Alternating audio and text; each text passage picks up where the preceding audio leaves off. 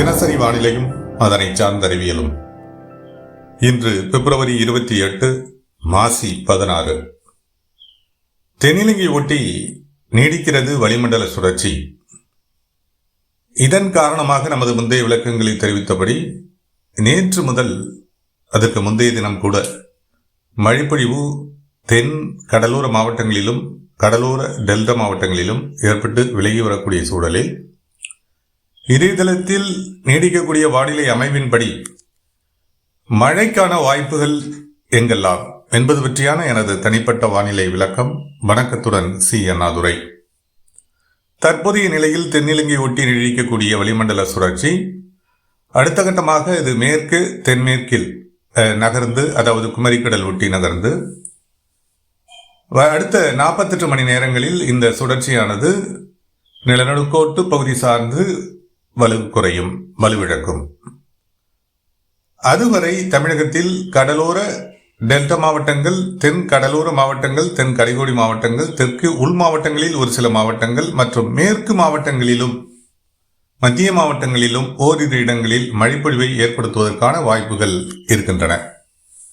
அந்த வகையில் வரும் மணி நேரங்களில் மயிலாடுதுறை, நாகப்பட்டினம், திருவாரூர் இந்த மாவட்டங்களில் முதற்கட்டமாக கடலோர பகுதிகளிலும் அதற்கு அடுத்த நிலையில் உள்பகுதிகளிலும் ஆங்காங்கே ஓரிரு இடங்களில் மழைப்பொழிவு ஏற்படுவதற்கான வாய்ப்புகள் இருக்கின்றன. அதேபோல காரைக்கால் பகுதிகளிலும்.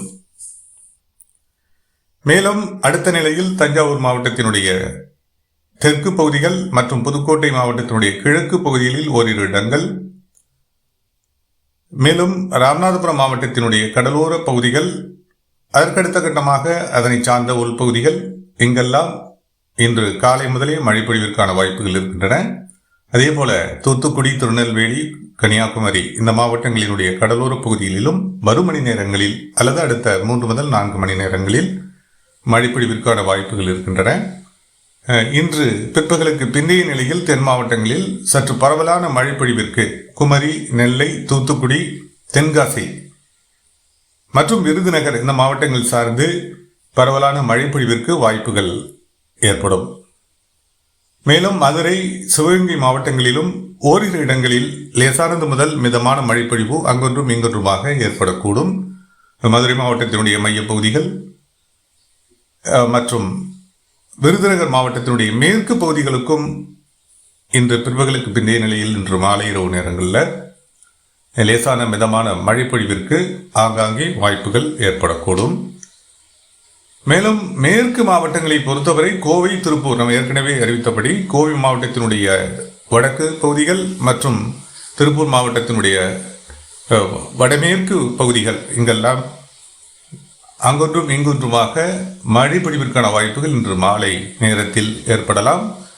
இந்த மழை வாய்ப்புகள் நாளை மார்ச் 1, 2 இந்த தேதிகள் வரை இதே மாவட்டங்களில் ஆங்காங்கே நீடிப்பதற்கான வாய்ப்புகள் தற்போதைய நிலையில் தெரிகிறது. இந்த சுழற்சி வலுவிழக்க, அதாவது வரக்கூடிய மார்ச் 3ஆம் தேதி வலுவிழக்க தென் கடலோர மாவட்டங்கள் மற்றும் தென் கடைக்கோடி மாவட்டங்களில் ஆங்காங்கே மழைப்பொழிவை ஏற்படுத்தி இந்த மழை வாய்ப்புகள் விலகும். இந்த சுற்றில் இந்த மழைப்பொழிவு விலக பனிப்பொழிவினுடைய தாக்கம், காற்று போக்குவரத்தில் ஏற்பட்டிருக்கக்கூடிய மாற்றத்தின் காரணமாக வடகிழக்கு குளிரலினுடைய தாக்கம் குறைய தொடங்கும். கடலோர டெல்டா மாவட்டங்களில் பனிப்பொழிவினுடைய தாக்கம் குறையும். ஏற்கனவே நாம் தெரிவித்தபடி மத்திய, மேற்கு மற்றும் வடக்கு உள் மாவட்டங்கள், வடக்கு மாவட்டங்களில் இந்த பனிப்பொழிவினுடைய தாக்கம் வரக்கூடிய மார்ச் 10ஆம் தேதி வரை ஓரளவிற்கு இதே நிலையில் நீடிப்பதற்கு வாய்ப்புகள் இருக்கின்றன. தென் மாவட்டங்கள் மற்றும் தென் கடைக்கோடி மாவட்டங்கள் மற்றும் கடலோர மாவட்டங்கள் இங்கெல்லாம் பனிப்பொழிவு தாக்கம் குறைய தொடங்கும். வரக்கூடிய மார்ச் 12, 13, 14 தேதிகளில் மீண்டும் இந்த தென்கிழக்கு வங்கக்கடல் மற்றும் தென்மேற்கு வங்கக்கடல் சார்ந்து சுழற்சி ஏற்பட்டு இது கடலோர டெல்டா மாவட்டங்கள் மற்றும் தென் கடைக்கோடி மாவட்டங்கள், தென் கடலோர மாவட்டங்களில் லேசான மிதமான மழைப்பொழிவை ஏற்படுத்தவும், அதற்கு அடுத்த நிலையிலும் கூட மார்ச் இறுதி நாட்களில் 16, 17, 18 இந்த தேதிகளில் கூட லேசான கடலோர பகுதிகளில் லேசான மழைப்பொழிவை ஏற்படுத்தவும் வாய்ப்புகள் இருக்கின்றன. அதற்கு பிந்தைய நிலையில் வெப்பம் உயர தொடங்கும்.